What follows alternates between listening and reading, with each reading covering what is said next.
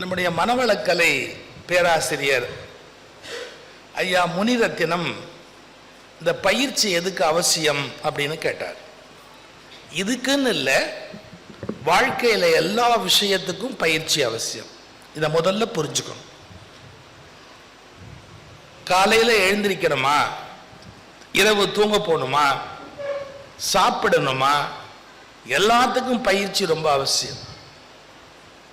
நம்ம நினச்சிக்கிட்டு இருக்கிறோம் இதெல்லாம் தானா வராதா அப்படின்னு. வராது. இன்னைக்கு காலையில் பிள்ளைங்கள்லாம் வந்தாங்க பள்ளிக்கூடத்துலேருந்து. இது மாதிரி என்ன பண்ணாங்க, எங்கள் இந்தியாவில் ஒரு இன்டர்நேஷ்னல் ஸ்கூல், எல்லா நாட்டிலேருந்து பசங்க வந்து படிக்கிறது.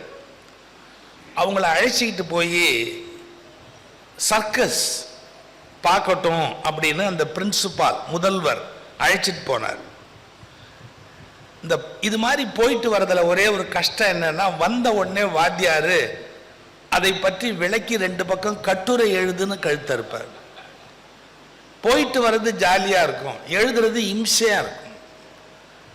ஆனால் இந்த வாத்தியார் கொஞ்சம் நல்லவர், எழுத வேண்டாண்டா சொல்லுங்கோ அப்படின்னார். ஒரு சீன மாணவன் அவனை பார்த்து கேட்டார், யானை அந்த சர்க்கஸில் என்ன பண்ணுச்சு? அவன் சொன்னான், அவ்வளோ பெரிய யானை, இத்தனோண்டு ஸ்டூல், அதில் வந்து மரியாதையாக உட்கார்ந்தது. ஏன் உட்கார்ந்தது, எப்படி உட்கார்ந்தது அப்படின்னு. அதெல்லாம் போடுறாப்புல போட்டால் எது வேணாலும் எதை வேணாலும் செய்யும். யானை மட்டும் செய்யலைன்னு வச்சுங்க, போட்டு தள்ளிடுவோம், வேற வழி கிடையாது, பயந்துக்கிட்டு செஞ்சது அப்படின்னா. ஓ, அத்தாப்புல ஒரு அமெரிக்க மாணவனை கேட்டார், எப்படிடா செஞ்சதுன்னு. கொடுக்க வேண்டியதை கொடுத்தா எது வேணாலும் செய்யுங்க. அந்த யானைக்கு கரும்பு கொடுக்குறோம், இன்னும் சம்திங் கொடுக்குறோம், வெல்லம் கொடுக்குறோம், எல்லாத்தையும் கொடுத்து தான் அட்ஜஸ்ட் பண்ணணும். கொடுக்க வேண்டியதை கொடுத்த உடனே அந்த யானை உக்காந்துதுங்க அப்படின்னா அமெரிக்க மாணவன். எங்கள் இந்திய மாணவன் அவனை பார்த்து கேட்டார், எப்படிடா உட்கார்ந்ததுன்னு. அதுதாங்க விநாயகர் பெருமை. என்ன இருந்தாலும் யானை விநாயகர் இல்லையா, அதுக்கு அந்த அறிவு கூடுதலாக இருக்கும் அப்படின்னா. அப்படிங்களா? சரி, ஒவ்வொருத்தனையாக கேட்டுட்டு சொன்னார், அந்த யானை எப்படி அந்த ஸ்டூலில் உட்கார்ந்தது அப்படிங்கிறத ஒரு நிமிஷம் யார் பயிற்சி கொடுத்தாங்களோ அவங்கள கேட்போமா? சர்க்கஸில் அதை உட்காத்தி வச்சாரு, அவரை கேட்போமான். அவர்கிட்ட கேட்டார், எப்படி அந்த யானை உட்கார்ந்ததுன்னு கேட்டார். முதல்ல அது உட்காராது, அது 4 காலில் நிற்கிற விலங்கு. இத்தனோண்டு ஸ்டூலில் உட்காருன்னா உட்காராது. நாங்கள் அதை பழக்கப்படுத்துவோம். இதை பெரிய விஷயம்னு சொல்கிறீங்களே, யானை சைக்கிள் ஓட்டும் சர்க்கஸில், அதுக்கும் சைக்கிளுக்கும் ஏதாவது ஸ்நான பிராப்தி உண்டா? கிடையாது. நாங்கள் என்ன பண்ணுவோம், முதல்ல ட்ரெயின் பண்ணுறவங்க சைக்கிளோடு நின்றுக்குவோம், யானைக்கிட்ட பாசமாக இருப்போம், அதுக்கு ஒரு சாக்லேட் கொடுப்போம். அந்த யானை துதிக்கையால் அந்த சைக்கிளை தொட்டால் அதுக்கு ஒரு சாக்லேட் கொடுப்போம். அது கண்டுபிடிச்சிடும், இது செஞ்சால் நம்ம பாகனுக்கு பிடிக்கும் அப்படின்னு ஆரம்பிக்கும். அப்புறம் நாங்கள் ஏறி உட்காந்து ஓட்டுவோம், அதால் முடியாதுன்னு அதுக்கு பயப்படும், செய்யாது. நாங்கள் 2 தடவை சொல்லுவோம், 3ஆவது தடவை என்ன சொல்லுவோம், இதில் நீ ஏறி ஓட்டலைன்னா உன் கூட பேச மாட்டோம், உன் கூட நாங்கள் பேச மாட்டோம் அப்படின்னு. அந்த சர்க்கஸ்லேயே அந்த யானையோட பேசுகிறான்னா அவன் ஒருத்தன் தான், வேற யாரும் பேச மாட்டாங்க. யானையோட அவன் ஒருத்தன் தான் பேசுவான். இவனும் நம்மக்கிட்ட பேச மாட்டான்னா என்ன வருது அப்படின்னு சைக்கிள் உழுந்து அது உழுந்து 4 தடவை கடந்து கடைசியாக வேற வழி இல்லை அப்படின்னு 1 தடவை 2 தடவை 3 தடவை 4ஆவது தடவை சைக்கிளில் ஏறி உட்காந்துரும் யானை. இது அந்த சர்க்கஸ் நடத்துகிறவர் சொல்லிட்டு சொன்னார், பயிற்சி சரியாக கொடுத்தா எதுவுமே சரியாக நடக்கும் அப்படின்னார். இப்போ புரிஞ்சுதா மனவளக்கலை பயிற்சி ஏன் அவசியம் என்பது? பயிற்சி கொடுக்காமல் விலங்குகளை பழக்கப்படுத்த முடியாது. பயிற்சி கொடுக்காம விலங்குகளை நீங்க யோசிக்கிறீங்க, விலங்கு தானே, நம்மளதான் சொல்றேன். நம்மளை விட விலங்கு யார் இருக்கா அந்த உலகத்துல பெருசா? விலங்குகளை பழக்கப்படுத்த முடியாது. நமக்கு கோபம் எப்படி வரும்? சில பேர் சொல்லுவான், நான் ரொம்ப அமைதியா இருந்தேன், இந்த அவர் தான் வந்து என்னை கோவப்படுத்திட்டார். அப்போ உன் சுவிட்ச் அவர்கிட்ட இருக்குது இல்லை? சுவிட்ச் போட்டால் ஃபேன் எரியுது, அவர்கிட்ட சுவிட்ச் போட்டால் உனக்கு கோபம் வருமா? நான் அமைதியாக இருந்தேன் சார், அவன் தான் வாயை பிடுங்கண்ணா என்கிட்டேருந்து, அதனால எனக்கு கோபம் வந்தது அப்படின்னா. இன்னொருவருடைய கண்ட்ரோலில் நம்ம இருக்கிறோம்னு அர்த்தம். எவ்வளவு இம்சை பண்ணாலும் நமக்கு கோபம் வராதுன்னா வரக்கூடாது. வருதுன்னா என்ன அர்த்தம்? நமக்கு பயிற்சி பத்தலேன்னு அர்த்தம். அதனால மனசுக்கு பயிற்சி கொடுத்தா மட்டும்தான் மிக மிக வலிமையான ஒரு விலங்கை கூட சைக்கிள் ஓட்ட வச்ச மாதிரி வாழ்க்கையை ஓட்டுவதற்கு மனவளம் பயிற்சி அவசியம் அப்படிங்கிறத ஒரு வினாடி நாம புரிஞ்சுக்கணும். என்னென்ன வேணாலும் சாதிக்கலாம் பயிற்சியின் மூலமா. பயிற்சியின் மூலமா அடைய முடியாத வெற்றியை அடையலாம். ஒரு இலக்கு, அதை நோக்கி அம்பு விடுறது, ஒரு எந்திரம், டெய்லி வெயிட் லிஃப்ட் பண்ணிக்கிட்டே போய் பெரிய வெயிட் எடுக்கிறது, எது வேணாலும் செய்யலாம். அதனால மனசை பயிற்சி கொடுக்கறதுக்கு ஒரு பட்டறை, ஒர்க் ஷாப் வேண்டி இருக்கு. அதை அமைத்து கொடுத்தவர்கள் தான் நம்முடைய அருட்தந்தை வேதாத்ரி மகரிஷி. மனவளக்கலை மன்றம், அதுல பயிற்சி, இவற்றையெல்லாம் ஏற்படுத்தினார். இவைகளை நீங்க ஏற்படுத்தி கொண்டு வாழ்க்கையில வெற்றி பெறுவதற்குரிய வழிமுறைகளை ரொம்ப நுட்பமாக அவர்கள் நமக்கு எடுத்துரைத்திருக்கிறார்கள். நாம சரி ஓப்பனா நான் நேரா விஷயத்துக்கு வரேன். 24 மணி நேரமும் நான் அமைதியா இருக்கேன், சந்தோஷமா இருக்கேன், திருப்தியா இருக்கேன், இப்படி இங்க யாராவது உறுதியா சொல்ல முடியுமா? ஆல் த 24 hours நான் அமைதியா இருக்கேன், நிம்மதியா இருக்கேன் சொல்ல முடியுமா? முடியாது. ஏதோ ஒரு வகையில் இரிட்டேட் ஆகும், ஏதோ ஒரு வகையில் நமக்கு பிடிக்காத ஒன்று நடக்கும். பிடிச்சது தான் எப்போ நடக்கணும்னு இருக்க என்ன, பிடிக்காதது கூட தான் உலகத்தில் நடக்கும். பொறுத்துக்கணுமா இல்லையா? இந்த உறவுகள் மேம்படன்னு ஒன்று மகரிஷி ஒரு 18 பாயிண்ட் சொல்லியிருக்காங்க. உறவுகள் மேம்பட நமக்கு பிடிக்காதது நடந்தா கூட பொறுமையாரு அப்படிங்கிறார். வாழ்க்கையில் எப்போதும் சில சங்கடங்களை நீங்கள் சகித்து கொண்டுதான் இருக்க வேண்டும் அப்படின்னு சொல்றார். இது ஈஸியா? என் நண்பர் ஒருத்தர் ஒரே ஒரு கொள்கை, ஒய்ஃப் பேச ஆரம்பிச்ச உடனே வெத்தலை பாக்கு போட ஆரம்பிச்சிடுறார். அவர் பாட்டுக்கு வெத்தலை பாக்கு போடுவார். வெத்தலை பாக்கு போட்டால் பேச முடியாது, ஏஞ்சி போய் துப்புறதுக்கு லேட் ஆகும். அந்த அம்மா எல்லாம் திட்டிட்டு அந்தாண்ட போனதுக்கு அப்புறம் இப்படி பார்ப்பார், நேரம் வெளியில போய் துப்பிட்டு வந்துடுவார். திருப்பி திட்டினா அனாவசியமா சண்டை வரும். இதுல பிள்ளைங்க வேற சொல்லும், வயசாகி 2 அறிவில்லாம சண்டை போட்டுது. யாரு? இதுங்க சொல்லும் நம்மளை பார்த்து, 2 வயசாச்ச ஒழிய அறிவில்லாம சண்டை போட்டுக்கிட்டு இருக்குது, இதுங்கெல்லாம் ஏன் கல்யாணம் பண்ணிச்சுன்னே தெரியலன்னு பேரன் கேட்பான். இதுங்க 2 ஏன் கல்யாணம் பண்ணிச்சுன்னே நமக்கு தெரியல அப்படின்னு கேட்பான். இதெல்லாம் தேவையா? அவர் ஒன்றும் பண்ண மாட்டார். ஒய்ஃப் இப்படி பார்த்து ஆரம்பிச்ச உடனே வெத்தலையை போடுவார், அவர் வாட்டுக்கு வாயில போட்டுக்கிட்டே இருப்பார். அந்த அம்மா திட்டுற வரைக்கும் திட்டம். லேடிஸ் எப்போவுமே 27 நிமிஷம் தான் திட்டுவாங்க. உங்களுக்கு தெரியுமா? சச்சிதானந்த சிரிக்கிறார். ஏன் 27 நிமிஷம்? சீரியல் எல்லாம் 27 நிமிஷம் தான்.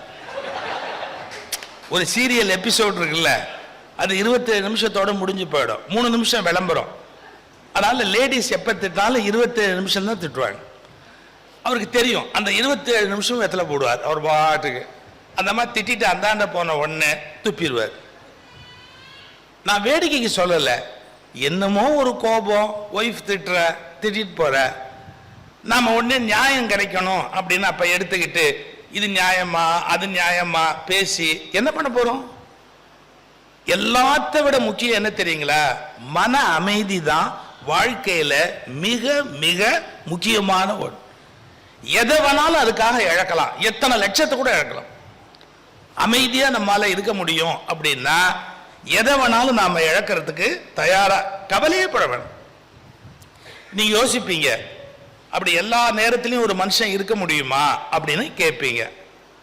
இந்த ஜென் கதைகள்ல லாஃபிங் புத்தா அப்படின்னு ஒரு கதை வருது. லாஃபிங் புத்தானா 3 பேர், அவங்க எப்பவும் சிரிச்சுக்கிட்டே இருப்பாங்க, எந்நேரமும் சிரிச்சுக்கிட்டே இருப்பாங்க. லாஃபிங் புத்தா அந்த 3 பேரும் ஊரா போவாங்க, வேற ஒன்றும் பண்ண மாட்டாங்க. கேட்கன்னு சிரிப்பாங்க, ஆஹாஹான்னு சிரிப்பாங்க. உங்களுக்கே கூட காரணம் இல்லாமையே ஒருத்தர் சிரிச்சா ஒரு 5 நிமிஷம் வெறுப்பா இருக்கும், அப்புறம் நீங்களும் சிரிப்பீங்க. உங்களால கண்ட்ரோல் பண்ண முடியாது. சும்மா ஒருத்தர் சிரிச்சுக்கிட்டே இருந்தா எவ்வளவு நேரம் அதை பார்த்துக்கிட்டு இருக்க முடியும்? நாமளும் சிரிப்போம். அவங்க ஊரா போவாங்க. ஒரு 45 நிமிஷம் அவங்க சிரிக்க ஆரம்பிச்ச உடனே எல்லாரும் சிரிக்க ஆரம்பிப்பாங்க.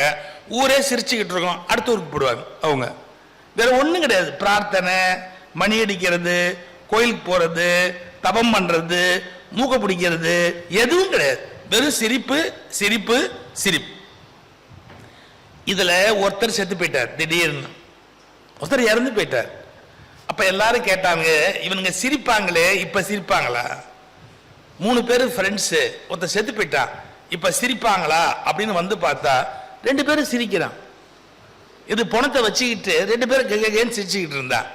இதுங்களை திருத்த முடியாதுப்பா அப்படின்னு சரி அவரை கொண்டு போய் நெருப்புல வைக்கலாம்னு நெருப்பு வச்சா அவர்கிட்ட இருந்து புஸ்வானம் வருது. அவன் என்ன பண்ணிருக்கான், சாகரத்துக்கு முன்னாடியே பிளானிங்கு, நம்ம செத்தாலும் எல்லாரும் சந்தோஷமா இருக்கணும்னு கோட்ல எல்லாம் புஸ்வானத்தெல்லாம் வச்சுக்கிட்டு அப்புறமா போய் செத்துக்கிட்டான். அப்ப என்ன போச்சு, அவரை எரிச்சா மத்தாப்பா வருது, ஒரே புஸ்வானமா வருது. அதை பார்த்த உடனே ஊரே திருவிழா மாதிரி சிரிக்குது. தன் மரணத்தில் கூட பிறர் சிரிக்க வேண்டும் என்பதில் அவர் உறுதியாக இருந்தார். இப்படி எழுதுறாங்க ஒரு மனிதனை பத்தி.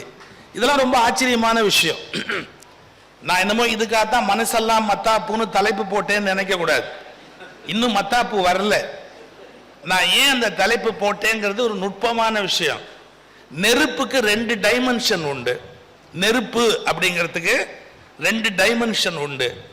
ஒன்னு சூடு, இன்னொன்னு வெளிச்சம். நம்ம எல்லார்கிட்டையும் சூடு இருக்கு. ஆனா நெருப்பினுடைய ஒரு டைமென்ஷன் சூடு தான் இருக்கே ஒழிய நெருப்பினுடைய இன்னொரு டைமென்ஷன் ஒளி இருக்கா? எத்தனை பேர் ஒளியோட இருக்கிறோம் வாழ்க்கையில? எதை பார்த்தாலும் ஒரு ஒளியோட பார்க்கிற தன்மை நம்ம கிட்ட எத்தனை பேர்ட்ட இருக்கு? நான் அதை புரிய வைக்கிறதுக்கு தான் மனசெல்லாம் மத்தாப்புன்னு தலை போட்டேன். நெருப்பின் கோபம், வெறுப்பு, நெருப்பின் சூடு நம்மிடத்தில் இருக்கிறது. ஆனால் நெருப்பின் ஒளி நம்மிடத்தில் இருக்கிறதா? அந்த நெருப்பின் ஒளியை நமக்குள் ஏற்படுத்தி விட்டால் மனசெல்லாம் மத்தாப்பு. அது ஒரு மகிழ்ச்சியா இருக்கும். நீங்க நல்லா யோசிச்சு பாருங்களேன். கவிதையா எப்படி சொல்லலாம்? நெருப்பு சிரித்தால் அதற்கு மத்தாப்பு என்று பெயர். நெருப்பு சிரிக்கணும், பூவா சிரிக்கணும் இல்லையா? அப்படி நெருப்பு சிரித்தால் அதுக்கு மத்தாப்புன்னு பேர். வாழ்க்கையில சில பேர் சார் எந்த விதமான கஷ்டம் வந்தாலும் சரி பாதிக்கப்படாம இருப்பாங்க. இது அதிசயம். ஆனா அதுதான் மிகச்சரியான வாழ்க்கை முறை. ஆனா நாம என்ன பண்றோம்? ஒரு சின்ன ப்ராப்ளம் வருது, உடனே நம்ம என்ன பண்றோம்? அதை பத்தி கற்பனை பண்றோம், பெருசாக்குறோம். நாங்க அவர் சொன்ன மாதிரி மனித வள பயிற்சி HR ட்ரைனிங் ப்ரோக்ராம் அதெல்லாம் நடத்துவோம். அதெல்லாம் உனக்கு எப்படி தெரியும்னு கேட்காதீங்க. எதை பத்தியுமே எனக்கு தெரிய வேண்டியதில்லை, எதை வேணா நடத்துவேன். நான் மனித வள பயிற்சி ட்ரைனிங் ப்ரோக்ராம் நடத்துவோம். அந்த மாதிரி நடத்தும் போது, அப்படி ஒரு ப்ரோக்ராம் நடத்தும் போது ஒரு கேள்வி கேட்போம், சில வீடியோ போட்டு காட்டுவோம், இதெல்லாம் பாருங்க அப்படின்னு சொல்லி. நம்ம ஹியூமன் டெண்டன்சி என்னங்கிறதுக்கு ஒரு உதாரணம் சொல்றேன். பாருங்க, காலை ஒரு எல்லா நாளும் முடியாது. கணவன் மனைவி குழந்தைங்க சேர்ந்து சாப்பிடுற வாய்ப்பு இருக்கா? வேலைக்கு போறோம், பள்ளிக்கூடத்துக்கு போறாங்க, முடியல. என்னுடைய அன்பான வேண்டுதல், ஒரு குடும்பம் சந்தோஷமா இருக்கணும்னா ஞாயிற்றுக்கிழமையிலையோ ஏதாவது ஒரு லீவு நாள்லையோ சேர்ந்து உட்கார்ந்து சாப்பிடுங்க. எல்லாருமா சேர்ந்து ஒன்னா உட்கார்ந்து சாப்பிடுங்க. இந்த உலகத்திலேயே சந்தோஷமான விஷயம் என்ன தெரியுங்களா? சாப்பிடுறது இல்லை, சேர்ந்து சாப்பிடுறது. சேர்ந்து சாப்பிடுற போது இருக்கிற மகிழ்ச்சி சாப்பாட்டில் வர்றது. அது ஒரு மகிழ்ச்சியான அனுபவம். ராமகிருஷ்ணர் சீடர்களை கேட்டாரா, ஏப்பா இந்த ரொட்டியை எப்படி சாப்பிட்டா நல்லா இருக்கும்? ஒருத்தன் வெண்ணெய் தடவி சாப்பிடலாம் தான், ஒருத்தன் ஜாம் தடவி சாப்பிடலாம் அப்படின்னா. ஒருத்தன் சொன்னா இல்லை, இதுல பழங்களை உள்ள வச்சு சாப்பிடலாம். விவேகானந்தர் மட்டும் சொன்னார், நாமெல்லாம் சேர்ந்து சாப்பிட்டா சந்தோஷமா இருக்கும். இந்த சேர்ந்து சாப்பிட்றதுல ஒரு மகிழ்ச்சி இருக்கு. ஞாயிற்றுக்கிழமையில வாய்ப்பு இருந்தா சேர்ந்து சாப்பிடணும். ஆனா சேர்ந்து சாப்பிடுற போது சண்டை வராம பார்த்துக்கணும். முக்கியமான விஷயம். ஏன்னா யாராவது எதையாவது கொட்டுவாங்க இல்லையா? அந்த பக்கமா சம்பல் இருக்கும், இந்த பக்கமா ஒன்று இருக்கும். ஆனா நீங்க பிரச்சனையை சால்வ் பண்ணிட்டீங்க, எல்லாத்தையும் ஒரே தட்டில் போட்டு கொடுத்துடுறீங்க. ஒரு பய வம்பு பண்ணக்கூடாது, அவன் வேலையை பாரு அப்படின்னு. எங்க ஊர்ல அப்படி கிடையாது.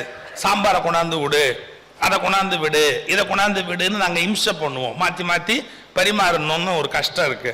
அதில் ஒரு கஷ்டம் என்னன்னா, நம்ம எடுக்கும் போது ஒன்று கவுந்து போவாத, இங்கேருந்து எடுக்கிறோம், ஒன்று கவுந்து போகுமா இல்லையா?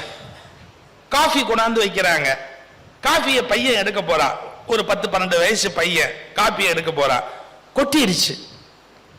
இப்ப என்ன நடந்து போச்சு? ஒரு காப்பி கொட்டி போச்சு. இதுக்கு எத்தனை ஆப்ஷன் இருக்கு? எத்தனை ஆப்ஷன் இருக்கு? ஒண்ணு, என்னப்பா காப்பி கொட்டிட்டு இப்ப மறுபடியும் எந்திரிச்சு போய் காப்பி போடணும். நல்ல வேளை உங்க அப்பா இருக்காரு, அவர் போடுவார். ஏன்னா இப்ப எல்லா டிவி விளம்பரத்திலையும் காப்பி போடுற வேலை புருஷனதுன்னு காமிச்சிட்டான். இந்த ப்ரூவை புருஷன் கலக்கி கலக்கி கொண்டாந்து கொடுக்குறான் பார்த்தீங்களா, நெஸ்கேப்பு. அதுல சிவகுமார் 2 பிள்ளை பெற்று வச்சிருக்காரு. ஒருத்தன் ப்ரூ கலக்கிறான், ஒருத்தன் நெஸ்கேப் கலக்கிறான். அவர் அதுக்குன்னே 2 பிள்ளை பெற்றிருக்காரு கரெக்டா. ஒரு பையன் இந்த விளம்பரத்தில் சம்பாதிக்கிறான், இன்னொரு பையன் அந்த விளம்பரத்தில் சம்பாதிக்கிறான். நெஸ்கேப் ஒருத்த, ப்ரூ ஒருத்த. நல்ல வேலை, ரைட்டு. அப்ப அந்த அம்மா சொல்றாங்க, காப்பி கொட்டி போச்சுப்பா. சரி, உங்க அப்பா காப்பி போடுவாரு. அந்த அப்பா என்ன சொல்லலாம்? அதை விட சந்தோஷமான விஷயம் என்ன இருக்கு? எல்லாருக்கும் இப்ப நான் காஃபி போட்டு கொண்டாறேன் அப்படின்னு அவர் மகிழ்ச்சியா காஃபி போடலாம். இது பாசிபிலிட்டி 1. அம்மாவே சொல்லலாம், உட்காருங்க ஒரு 2 நிமிஷம், நான் போய் மறுபடியும் காஃபி போட்டு எடுத்துட்டு வரேன், சாப்பிடலாம், சூடா குடிக்கலாம் அப்படின்னு குழந்தைய அப்படி கன்னத்துல தட்டிட்டு சிரிச்சுக்கிட்டே போலாம். இது 2வது ப்ராபபிலிட்டி, சான்ஸ். 3வது, அவன் இப்படி ஒரு முறை மறைக்கிறது. என்னைக்கு நீ கொட்டாம காப்பி குடிச்சிருக்க? நானும் 5 வருஷமா உன்னை பார்க்கிறேன், ஒரு நாளாவது நீ காப்பி கொட்டாம குடிச்சிருக்க? காப்பியை கொட்டுவ, துணி மேல கொட்டுவ, துணியை துவைக்கணும், இந்த காப்பி கொட்டி போய் கிளாஸ் உடஞ்சு போவோம். காப்பி கொட்டாம குடிக்க தெரியாது உனக்கு? ஏன் இப்படி இருக்க? அறிவு இருக்கா உனக்கு? நரகத்தை அவங்க தீ வைக்கிறாங்க. என்ன பண்றாங்க? நரகத்துக்கு தீ வைக்கிறாங்க. சின்ன பிள்ளை ஏதோ தெரியாம கொட்டிடுச்சு, சரி அவனை விட்டுருங்க. புருஷன் கொட்டிட்டான், அவன் காப்பி எடுக்கும் போது கொட்டிட்டான். ஏங்க, வயசு தான் உங்களுக்கு ஆச்சு, ஒரு காப்பியை ஒழுங்கா குடிக்க தெரியுதா உங்களுக்கு? பேசலாம், ஏசலாம், குத்தி காட்டலாம். உங்க அம்மாவே கொட்டுவாங்க. உங்க அம்மா என்னைக்கு கொட்டாம குடிச்சிருக்கிறாங்க? அதே தானே, அதே மாதிரிதான் நீங்களும் கொட்டுறீங்க. இல்ல பிள்ளைகிட்டே சொல்லலாம், உங்க அப்பா கொட்டிட்டு தானே குடிப்பாரு, அதே மாதிரிதான் நீயும் கொட்டுற சொல்லலாம். இது எதுவுமே இல்லாம அந்த அம்மா அப்படியே ஓகே கொட்டி போச்சு காப்பி. இப்ப என்ன பண்ணலாம்? இப்ப என்ன பண்ணலாம்? குழந்தைய பார்த்து என்ன பண்ணலாம்? அந்த குழந்தை சொல்லும், காப்பி வேண்டாமா, எனக்கு வேண்டாம். உனக்கு வேண்டாம், எனக்கு வேணுமே. அப்ப என்ன பண்ணலாம்? 2 பேரும் போய் காப்பி போடலாமா? சரியா? குழந்தைய கூட்டிட்டு போய் காஃபி போடுறது எப்படிங்கிறத கத்துக் கொடுக்கலாம். இப்ப பாருங்க, கோபப்படலாம், அடிக்கலாம், திட்டலாம், சண்டை போடலாம், இன்னொருவர் மீது பழி சொல்லலாம், அந்த இடத்தை நரகமாக தீ வைக்கலாம். இது அத்தனையும் நம்முடைய இயல்பால் வருவது. ஆனால் அந்த நேரத்திலும் சிரிக்கலாம், குழந்தையின் கன்னத்தில் முத்தம் கொடுக்கலாம், காஃபி குடிப்பது எப்படி என்று கற்றுக் கொடுக்கலாம். அதற்கான வாய்ப்பும் நம்மிடத்தில் இருக்கிறது. பயிற்சி பெறாதவர்கள் அங்கே நரகத்தை தீ மூட்டுவார்கள், தன்னை பழக்கப்படுத்தி கொண்டவர்கள் அங்கே சொர்க்கத்தை சிருஷ்டிப்பார்கள். இவ்வளவுதான். நான் பேரண்டிங் பற்றி கிளாஸ் எடுப்பேன். ஒரு அமெரிக்கன் இன்சிடென்ட் அது. ஃப்ரிட்ஜ் அப்படி ஒரு பையன் திறந்தான், 5 லிட்டர் பால், அங்கெல்லாம் 5 லிட்டர் பால் கேன்ல வரும். அந்த கேனை நம்மால் சேவ் பண்ணி வச்சிருப்பான். எப்படி வேற ஏதாவது ஊத்தி வைக்கிறதுக்கு பயன்படும் அப்படின்னு அந்த பிளாஸ்டிக் கேனா அமெரிக்கால நீங்க தூக்கிட்டு வந்த அம்மா எல்லாம் எவ்வளவு பேர் இருக்கிறாங்க. லண்டன்ல அங்க இங்க 5 லிட்டர் பால் கேன் மட்டுமே தூக்கிட்டு வந்த அம்மா எனக்கு 5 பேர் தெரியும். அது யாருன்னு சொல்ல மாட்டேன். ஏன்னா எல்லா அம்மாவும் இதை செய்வாங்க, அதனால நான் யாருன்னு சொல்ல மாட்டேன். 5 லிட்டர் கேன் வரும், பால் கேன். ஃப்ரிட்ஜை திறந்த உடனே 5 லிட்டர் கேன் கீழே கொட்டி போச்சு. பையன் முழிக்கிறான், அம்மா எப்படி பார்க்கறாங்க, என்ன பாலை கொட்டிட்டியா? ஆமா. இப்ப என்ன பண்ணலாம்? உனக்கு என்னைக்காவது இந்த பாலில் குளிக்கணும்னு ஆசை உண்டா? பையன் சொன்னான், குளிக்க முடியுமா, உருண்டு புரள்ற, கொட்டி போச்சு, வீணா போகுது, குழி, அதில் உருண்டு புரண்டுக்கோ. இந்த பையன் பார்க்குறான், நம்ம அம்மாவுக்கு என்ன புத்தரா, போதி மரத்தடியில் ஞானம் வந்துருச்சா, என்ன இல்லை பைத்தியம் முடிச்சிருச்சா, என்ன நடந்துருச்சு? விளையாடுற அதில் உருண்டு புரண்டு எல்லாம் முடிச்சுட்டு அப்புறம் உரண்டியா உருண்டு. இப்போ க்ளீன் பண்ணுவோமா? எப்படி க்ளீன் பண்ணணும்? எடு, ஸ்பாஞ்ச் எடுத்துட்டு வா, பாலில் வை, அதை அந்த பக்கெட்டில் புழி, இதை எடுத்து திரும்ப மாப் எடுத்துட்டு வா, 2 பேரும் சேர்ந்து இந்த இடத்த க்ளீன் பண்ணலாம். க்ளீன் பண்ணியாச்சு. இதோடு நிறுத்தினா அம்மா இல்லை, அதுக்கு அடுத்த ஸ்டேஜ் இருக்கு. இங்க வா, பால் ஏன் கொட்டுச்சு? ஒரு 5 லிட்டர் கேனை உன்னால தூக்க முடியல, எடுக்கும் போது விழுந்துருச்சு. இப்போ அதை பிராக்டிஸ் பண்ணுவோமா? எப்படி? 5 லிட்டர் கேன்ல தண்ணி ஊத்து, ஃப்ரிட்ஜுக்குள்ள வை, திரும்ப வெளியே எடு, திரும்ப ஃப்ரிட்ஜுக்குள்ள வை, திரும்ப வெளியில எடு, திரும்ப உள்ள வை, திரும்ப வெளியே எடு. இப்போ உன்னால 5 லிட்டர் கேன் தூக்க முடியுதா? ஹேண்டில் பண்றதுக்கு பலம் வந்துருச்சா? வந்துருச்சு. இனிமே அம்மாவுக்கு கவலை இல்லை, இனிமே நீ எப்பவுமே பாலை கொட்ட மாட்டேன். புரியுதா? Are you happy? ஹாப்பி. பாப்பலாம். இது இப்படி ஒரு வழி இருக்கா இல்லையா? நீங்க சொல்றீங்க இதெல்லாம் வேற கிரகத்திலேருந்து வந்திருந்தாதான் நடக்குமே ஒழிய இது பூமி கிரகத்துக்குள்ள நடக்கிறதுக்கு வாய்ப்பு இல்லை சார். அதுக்கு நான் ஒன்றும் பண்ண முடியாது. அதுக்கு நான் ஒன்றும் பண்ண முடியாது. இப்போ வென் அதுக்கு இன்னொரு ப்ராபபிலிட்டி இருக்கும்போது, வேற ஒரு வழி இருக்கும்போது அதை செய்யணும் அப்படின்னா நீங்க எப்படி செய்வீங்க? அதை யாராவது சொல்லி கொடுத்துருக்கணும், அதை யாராவது கற்றுக் கொடுத்துருக்கணும். உங்களை கண்ட்ரோல் பண்ற மெத்தட் என்னன்னு உங்களுக்கு தெரிஞ்சிருக்கணும். உங்களை மாத்திக்கிறது எப்படி அப்படிங்கிறது உங்களுக்கு தெரிஞ்சிருக்கணும். இது சுலபத்தில் வராது. உங்கள் மனசை பக்குவப்படுத்தி அந்த பழக்கத்துக்கு மாற்றணும் அப்படின்னு சொன்னா அதற்கு ஒரு பயிற்சி பட்டறை தேவைப்படுகிறது. கரெக்டா? ஒர்க் ஷாப், பயிற்சி பட்டறை நமக்கு தேவைப்படுகிறது. அந்த பயிற்சியை நடத்தி அதுல நாம பங்கேற்று சினம் தவிர்த்தல். ஆஹா, கோபம்தான் எல்லா பிரச்சனைக்கும் காரணம், அதுல இருந்து வெளியே வரணும். வெளியே வர நான் விருப்பு வெறுப்பு இல்லாமல் அறிவுபூர்வமா சில விஷயத்தை தேடுவேன். சில பேர் என்ன சொல்லுவாங்க, அதெல்லாம் பரம்பரையா வரணும் சார்பாங்க. கரெக்டா? பரம்பரை பரம்பரையா வந்தாதான் சார் வரும். திடீர்னு ஒரு மனுஷனுக்கு வருமா அப்படின்னு கேட்பாங்க. அது உண்மைதான். ஜெனட்டிக்ஸ் அப்படின்னு ஒரு வார்த்தை இருக்கு. மரபணு வழியா வருவது குவாலிட்டிஸ். சில விதமான குவாலிட்டிஸ் மரபணு வழியா தான் வரும், நான் ஒத்துக்கிறேன். ஆனா மரபணு வழியா வரணும் அப்படின்னு நாம என்ன தப்பு பண்ணோம் தெரியுங்களா? இவங்களுக்கெல்லாம் வராது, இவங்கெல்லாம் மட்டமானவங்க. இன்னும் சொல்ல போனா நம்ம கோபத்துல தப்பா சொல்லுவோம், ஏதோ ஒரு ஜாதி பேர் சொல்லி அவங்க அப்படிலாம் பேச ஆரம்பிப்போம். அந்த உரிமை நமக்கு இருக்குதா? செய்யக்கூடாது. ஒருத்தருக்கு வரல அப்படின்னா அதெல்லாம் அந்த பரம்பரையில பிறக்கல, அவங்களுக்கு வராது, அவங்கெல்லாம் மேல் சாதி, அவங்களுக்கு வரும், இவங்களுக்கு வராது சொல்லலாமா? அதை எப்படி மாத்துறது? இப்ப தெரிஞ்சுக்கங்க, சயின்ஸ்ல 2 வேர்டு இருக்கு. ஒன்னு ஜெனட்டிக்ஸ், இதை மாத்தி அமைக்கிறதுக்கு ஒரு பேர் இருக்கு. எத்தனை பேர் இதை படிச்சிருக்கீங்க? ஜெனட்டிக்ஸ் வழியா வர்ற குவாலிட்டியை மாடிஃபை பண்ணி மாத்தி அமைக்கிறதுக்கு ஒரு வழி இருக்கு. சயின்ஸ் டெவலப் ஆயிடுச்சு இன்னைக்கு. அதுக்கு என்ன பேர் தெரியுமா? எபிஜெனட்டிக்ஸ் அப்படின்னு பேர். Genetics, epigenetics. எபிஜெனட்டிக்ஸ் அப்படிங்கிறதுக்கு டெஃபினிஷன் என்னன்னு கேட்டீங்கன்னா, on or above the gene some modifications. எப்படி? நான் டாக்டரை வச்சுக்கிட்டு விடுறேன் பாருங்க, நான் பாட்டுக்கு சௌரியம் போல, அவங்களே சாய்ஸ்ல விட்டாலும் விட்டுருப்பாங்க. ஜெனட்டிக்ஸ்ல ஒரு ஜீன் கேரியட் ஆகுதுல, மரபு அணு, அந்த மரபு அணுல சில மாற்றங்கள் செய்யறது முடியுமான்னு நீங்க கேட்பீங்க. இந்த பின்னாடி பாத்ரூம் இருக்குல்ல, பைப் லைன் இவர் போட்டிருந்தாரு, இப்ப மாத்தினார். இந்த இந்த ஃபங்க்ஷனுக்கு முன்னாடி மாத்தினார்.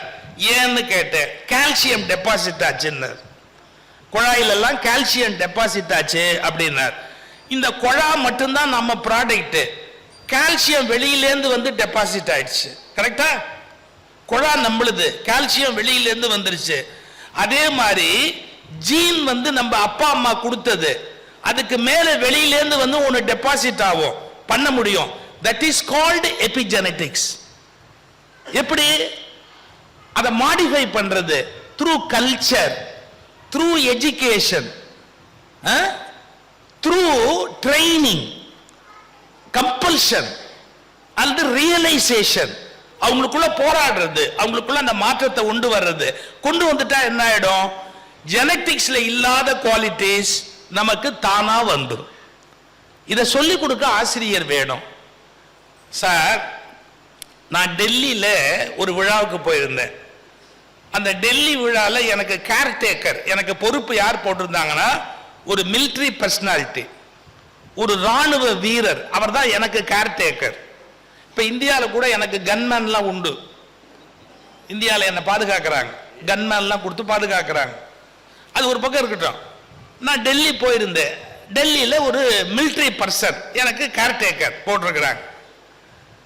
அவர் வெளியில நிக்கிறார். நீங்க நம்ப மாட்டீங்க, 24 மணி நேரம் நிக்கிறார். எனக்கு எப்படி இருக்கும்? நான் படுத்து தூங்கலாம், நான் சௌரியமா சாப்பிடலாம். அவர் வெளியிலே நின்றுகிட்டு இருக்கிறார். என் மனசு கேட்கல. இங்க வா தம்பி, அவன் தமிழ் பையன் வேற, வா தம்பி வா. நீ வெளியில இருக்கிறிய, பாத்ரூம் வராது, நேச்சுரல் கால் வராது, ஆமா போ யூஸ் பண்ணு. நீ இப்படியே நின்றுகிட்டு இருந்தா எப்படி? போ டயத்துக்கு போய் சாப்பிட்டு வா போ. அவன் சொன்னா, நாங்க அப்படி போக கூடாது சார், எங்களுக்கு அது ஆர்டர் கிடையாது அப்படின்னு. பட் என்ன இருந்தாலும் இரவு நான் தங்குறேன். அவர் எனக்கு காவல் போட்டிருக்கிறாங்க இரவு. நான் சொன்னேன், போய் யூஸ் பண்ணுப்பா, பாத்ரூம் கூட யூஸ் பண்ணாம இருக்க முடியுமா? என்ன பைத்தியக்காரத்தனமா இருக்க? போ, உங்க மிலிட்டரி ரூல் 1000 இருக்கலாம், நாங்களாம் கடவுள் ரூலுக்கு கட்டுப்பட்டவங்களை ஒழிய மிலிட்டரி ரூலுக்கெல்லாம் கட்டுப்பட மாட்டோம், கடவுள் ரூலுக்கு தான் கட்டுப்படுவோம். போ யூஸ் பண்ணிக்க. அந்த பையன் பாத்ரூம் யூஸ் பண்ணிட்டு வெளியே வந்த உடனே, அதுக்கப்புறம் நான் உள்ள போகும்போது அப்படியே திகைச்சு போயிட்டேன். ஏன்? ஒரு மனிதன் அதை பயன்படுத்தினான் என்பதற்கு எந்த சுவடும் இல்லை. நார்மலா நம்ம ஒரு டாய்லெட் யூஸ் பண்ணிட்டு வந்தோம்னா தரையில தண்ணி கொட்டி இருக்கும், டேப்ல கொஞ்சம் வாஷ் பேசின்ல தண்ணி இருக்கும், கொஞ்சம் அங்கங்க கொஞ்சம் தண்ணீர் செதறி இருக்கும், என்னமோ ஒரு அடையாளம். அந்த அறை யாரும் பயன்படுத்தாத போது எப்படி தூய்மையாக இருந்ததோ அப்படி அவர் பயன்படுத்தி விட்டு வந்த பிறகும் ஒரு சுவடு கூட இல்லை, அப்படி இருந்தது. இங்க வா, இது என்ன ஆச்சரியமா இருக்கு? ஒரு மனுஷன் உள்ள போயிட்டு வந்ததுக்கு அடையாளமே தெரியலையே. அவன் ஒரு வார்த்தை சொன்னான், அதான் சார் மிலிட்டரி. நாங்க அந்த இடத்துல இருந்துட்டு வெளியில போறோம் அப்படிங்கிறது எந்த சுவடும் விடக்கூடாது. எங்களை கொண்டு போய் ஒரு இடத்துல மறைஞ்சிருன்னு சொல்றாங்க, நாங்க இருந்தோங்கிற அடையாளம் வெளியே தெரிஞ்சா தெரியக்கூடாது. எங்களை ட்ரெயின் பண்ணுவாங்க. ஒரு வாஷ்ரூம் குள்ள நீ போயிட்டு வந்தா யூஸ் பண்றதுக்கு முன்னாடி அது எப்படி இருந்ததோ அதே மாதிரி அது இப்ப இருந்தாதான் நீ சரியான ஒரு ராணுவ வீரன் எங்களுக்கு ஒத்துக்குவாங்கன்னா. அவங்கிட்ட நான் ஒண்ணு கத்துக்கிட்டேன். என்ன? நாம லைஃப்ல சில டிசிப்ளின் நமக்கா பிறவில வராது, இன்னொருத்தர் ஏற்படுத்தினால் மட்டும்தான் வரும். இப்ப என்ன போச்சு? நம்முடைய குவாலிட்டி இம்ப்ரூவ் ஆகுது. அந்த பையனோட பேசிக்கிட்டு இருந்தேன். அவன் சொன்னா பாருங்க சில தகவல். கமாண்டோன்னு ஒரு ரேங்க் இருக்கு மிலிட்டரியில, இன்னும் கொஞ்சம் உயர்ந்த ரேங்க் கமாண்டோ அப்படின்னு. இந்த பாருங்க, இந்த வெள்ளையில ஒரு கருப்பு புள்ளி வைப்பாங்க. இந்த கருப்பு புள்ளியை நீ பார்த்துக்கிட்டே நிக்கணும், அப்படியே உத்து பார்த்துக்கிட்டே நிக்கணும். நீங்க பார்த்திருப்பீங்க, பிரைம் மினிஸ்டர், பிரசிடென்ட், இவங்களுக்கு பின்னாடி மிலிட்டரி ஆபீசர் நிப்பாங்க. 2 கையை பின்னாடி கட்டிக்கிட்டு இப்படி நேரா நின்று பார்த்துக்கிட்டே இருப்பாங்க. இன்னும் ஈஸியா அவங்கள எப்படி ட்ரெயின் பண்ணுவாங்கன்னு சொல்றேன் பாருங்க. ஒரு கருப்பு புள்ளி வைப்பாங்க, அதை பார்த்துக்கிட்டே இருக்கணும். அந்த கருப்பை டிம் ஆக்கிக்கிட்டே வருவாங்க லைட்ல. கொஞ்சம் கொஞ்சமா அந்த கருப்பு இன்னும் கொஞ்சம் சாம்பல் ஆகும், இப்படியே ஆகும். கடைசியா ஒயிட்ல ஒயிட் புள்ளி வைப்பாங்க. ஒயிட்ல ஒயிட் புள்ளி வைப்பாங்க. அதை அவன் கண்ணு பார்க்கணும். ஏன்? நீ ஒருத்தனை காப்பாற்றணும்னு முடிவு பண்ணா ஒரு அசைவு சின்னது எது நடந்தாலும் அதை கண்காணிக்கிற அறிவு உனக்கு வரணும்னா உனக்கு கூடுதலான அந்த மூளை திறன் வேணும். வெள்ளையில் வெள்ளை புள்ளி எங்கு இருக்கிறது என்று கண்டுபிடிக்க தெரிந்தால் மட்டும்தான் அவர்கள் மிக உயர்ந்த ஜனாதிபதி, பிரதமர் போன்றவர்களுக்கு பாதுகாப்பு வீரராக நிறுத்தப்படுவார்கள். நான் அப்படி ஆச்சரியப்பட்டேன். இதெல்லாம் எவ்வளவு பெரிய முக்கியமான விஷயம். ஏன்? அது பயிற்சி, இன்னொருத்தர் மூலமா நம்ம பெறணும். அந்த அடையாளத்தை நம்ம கத்துக்கணும். ஒரு ஓப்பன் மைண்டடா இருக்கணும். நாம் கற்றுக்கொள்வதற்கு உலகத்தில் நிறைய விஷயங்கள் இருக்கின்றன. எல்லாம் எனக்கு தெரியும், நான் எப்படி இருக்கிறேன்னா அதுவே போதும், இது கிழிச்சதே காணாதான், இதுல வேற இன்னும் அதெல்லாம் தெரிஞ்சு என்ன ஆக போதான், தெரிஞ்சதுக்கே மரியாதை இல்லை, இன்னும் புதுசா தெரிஞ்சு அந்த மாதிரி சொல்லாது. இந்த உலகத்தில் மரண பரியந்தம் கல்வி கற்றுக்கொண்டே இருக்க வேண்டும். திருவள்ளுவர் சொல்றார், என்னே ஒருவன் சாந்துணையும் கல்லாதவாறு. until death you have to learn. மரண பரியந்தம் நீ கற்றுக்கொண்டே இருக்க வேண்டும் அப்படி. அப்ப கல்விக்கு நம்ம மைண்ட் ஓப்பனா இருக்கும். நான் இப்ப சொன்னது என்னன்னு கேட்டீங்கன்னா, ஜெனட்டிக்ஸ் அப்படிங்கிற மரபணு மூலமா வர்ற குவாலிட்டிய எபிஜெனட்டிக்ஸ் அப்படிங்கிற ஜீன் மாற்றி அமைக்கக்கூடிய பயிற்சிகள் மூலமாக மாற்றி அமைப்பதற்கான முயற்சி உலகத்தில் நடந்து கொண்டே இருக்கிறது. உங்களுக்கு தெரியுமோ தெரியாதோ, உங்கள் மனவளக்கலை மன்றமும் அந்த எபிஜெனட்டிக்ஸ் என்கிற கான்செப்ட் தான் சயின்டிபிக்கா இன்னைக்கு உலகத்துக்கு வழங்கி கொண்டிருக்கிறது. ஒரு 5 தடவை 6 தடவை கண்டிஷன் பண்ணிட்டீங்கன்னா, தொடர்ந்து கண்டிஷன் பண்ணிட்டீங்கன்னா மைண்ட் மாறிடும். அதுக்கு முன்னாடி எப்படி பிஹேவ் பண்ணுச்சோ அப்படி பிஹேவ் பண்ணாது. எங்க பட்டிமண்டபத்தில் பேச்சாளர்கள் ஒரு நகைச்சுவை சொல்வாங்க. ஒரு பேராசிரியர் எலியை பிடிச்சி ஒரு கூண்டுல போட்டு அடைச்சு அதை எப்படி ட்ரெயின் பண்றது என்ன ஏதுன்னு பார்த்துக்கிட்டே இருந்தார். அந்த எலி முதல்ல பரபரப்பா ஒன்றும் புரியாம அங்கேயும் இங்கேயுமா அப்படியே சுத்திக்கிட்டே இருந்தது. அப்புறம் என்ன, அதுக்கு பசிக்கும் இல்லையா, என்ன இருந்தாலும் ஓடுது அங்கேயும் இங்கேயுமா கூண்டுல. அப்படி போகும்போது அதுல ஒரு மணி கட்டி தொங்க விட்டுருந்தார் அவர். நல்ல நேரம் அது அப்படி ஓடும் போது ஒரு தடவை மணியில டேங்னு அப்படி இடிச்சது பாருங்க. உடனே அதுக்கு சாப்பாடு வச்சார், சாப்பிட்டது. அதுக்கு ஒன்று புரிஞ்சு போச்சு, லைட்டா பசியும் போது இந்த சத்தமும் வந்தது, சாப்பாடும் வந்தது. 2 நாள் ஆச்சு, 3 நாள் ஆச்சு, கரெக்டா எப்ப சாப்பாடு வேணாலும் போய் டேங்னு அந்த மணி அடிக்கும், ஒரு சாப்பாடு வச்சிருது. அப்புறம் இன்டர்நேஷனல் ப்ரொஃபசர்ஸ் எல்லாரையும் கூப்பிட்டு வச்சு அவர் சொன்னாரு, I have trained a rat. நான் ஒரு எலியை ட்ரெயின் பண்ணியிருக்கேன். எப்படி ட்ரெயின் பண்ணியிருக்கீங்க? அதுக்கு எப்போ சாப்பாடு வேணுமோ அப்போ மணி அடிக்கும். முடியுமா உங்களால்? எலியை ட்ரெயின் பண்ண முடியுமா? நான் ட்ரெயின் பண்ணியிருக்கேன். எப்போ சாப்பாடு வேணுமோ அப்போ அது கரெக்டாக அடிக்கும். அப்போ கேட்டான், மற்ற எலியெல்லாம் அப்படி அதெல்லாம் ட்ரை பண்ணுறேன், இப்போ அது கூட விட்டுருக்கிறேன். ஒரு 4-5 எலியை உள்ளே விட்டுருந்தார். அதோட இந்த மற்ற எலியெல்லாம் அங்கேயும் இங்கேயும் ஓடிக்கிட்டு இருந்தது பாருங்க. அப்போ நம்ம மணி எலி மட்டும் சொல்லிச்சு, டோன்ட் வேஸ்ட் யுவர் டைம். நான் இவனை எப்படி ட்ரெயின் பண்ணியிருக்கேன் தெரியுமா? யாரு? ப்ரொஃபஸர். நான் இவனை எப்படி ட்ரெயின் பண்ணியிருக்கேன் தெரியுமா? என்ன, எப்போ எனக்கு சாப்பாடு வேணுமோ அப்போ மணி அடிச்சா இந்த மடையன் கொண்டாந்து சோறு வைப்பான். இந்த மடையன் கொண்டாந்து எனக்கு சோறு வைப்பான். அப்படி நான் ட்ரெயின் பண்ணியிருக்கேன்.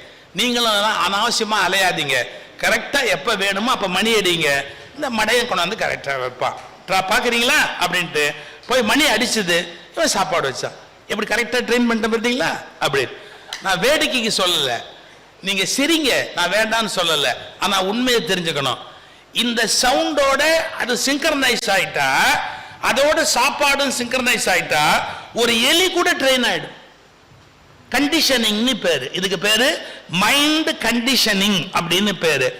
இதே மாதிரி கோபக்காரர்களை, காமம் மீதூர்ந்தவர்களை, அதிக உணவு உண்பவர்களை, பிறரை துன்புறுத்துகிறவர்களை, பிறரை கண்ணீர் விட விட விட பார்த்து ரசிப்பவர்களை பை ட்ரெயினிங் அவர்கள் இயல்பை நிச்சயம் மாற்ற முடியும் என்பதுதான் எபிஜெனட்டிக்ஸினுடைய பிரின்சிபிள்.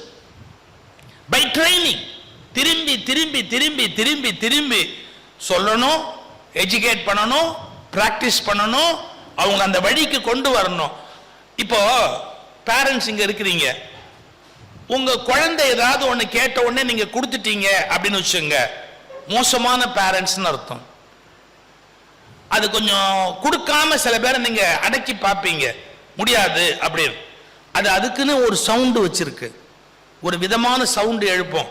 அதாவது 10 பேர் நம்மளை திரும்பி பார்க்குற மாதிரி, நம்மளை அவமானப்படுத்துற மாதிரி பயந்துருவோம். நம்ம உடனே சொல்லுவோம், கத்தாத கத்தாத, வாங்கி தரேன், கத்தாத கத்தாத அப்படின்னு.